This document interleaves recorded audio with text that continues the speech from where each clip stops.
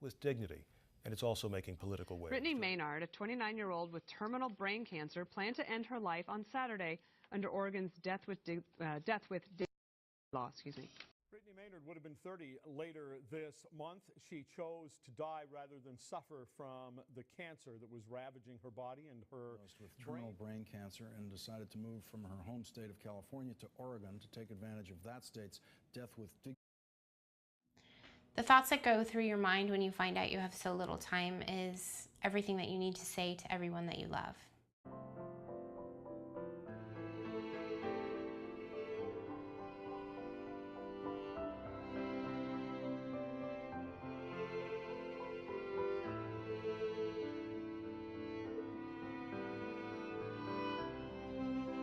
To decide when enough is enough, it just, to me, makes provides a lot of relief and comfort that, okay, that option is there if and when we decide, or she decides that, you know, it's time.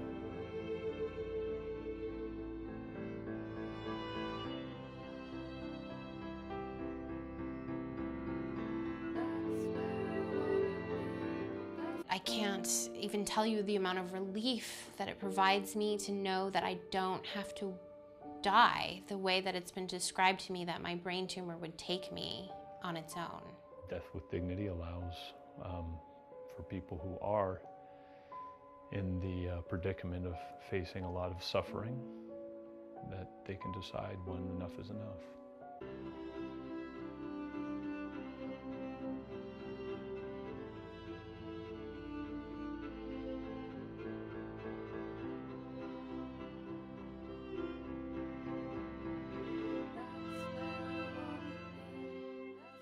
When people criticize me for not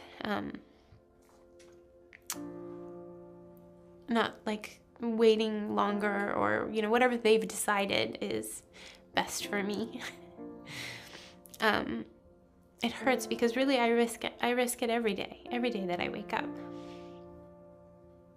And I do it because I still feel good enough, and I still have enough joy, and I still laugh and smile with my family and friends enough that it doesn't seem like the right time right now, but it will come, because I feel myself getting sicker. It's happening each week.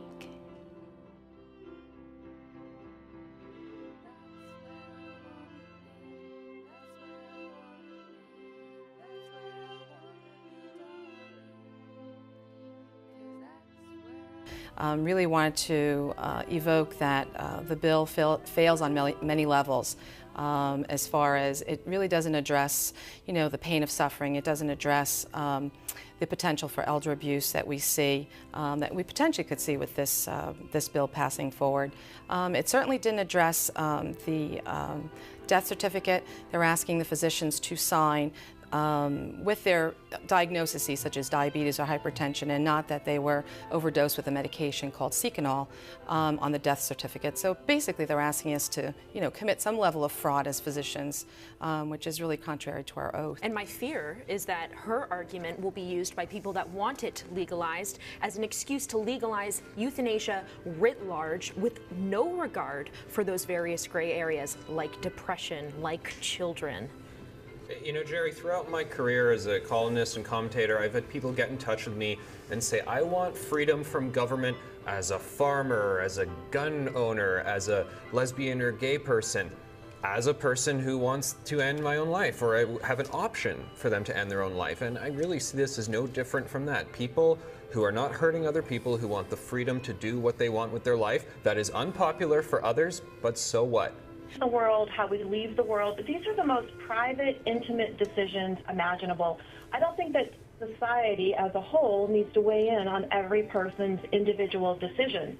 What society and the role of government should do is protect individual liberties and individual choices, and make sure that those who make those choices and the physicians who support them do not risk jail time or other penalties. Many people die in the hospital. Many people die in ICUs. And what Brittany is saying is, I don't want any part of that.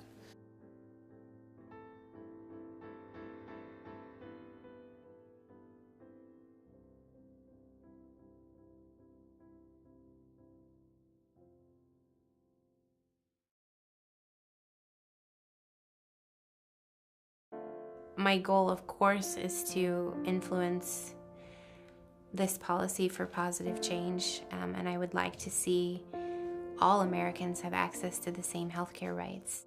But beyond that public policy goal, my goals really are quite simple, and they mostly do boil down to my family and friends, and making sure they all know how important they are to me and how much I love them.